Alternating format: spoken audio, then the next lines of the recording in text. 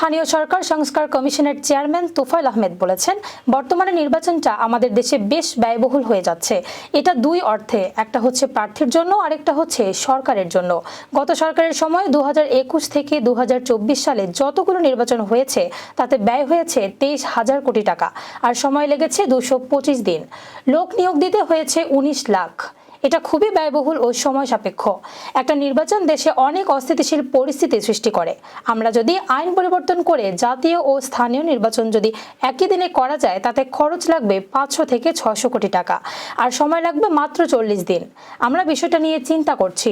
রোববার দুপুরে চট্টগ্রামের হোটেল পেনিনসুলায় স্থানীয় সরকার সংস্কার কমিশন, স্থানীয় সরকার বিভাগ ও জেলা প্রশাসনের যৌথ আয়োজনে এবং ইউএনডিপির সহযোগিতায় স্থানীয় সরকার সংস্কার বিষয়ক মতবিনিময় সভা শেষে সাংবাদিকদের এসব কথা বলেন।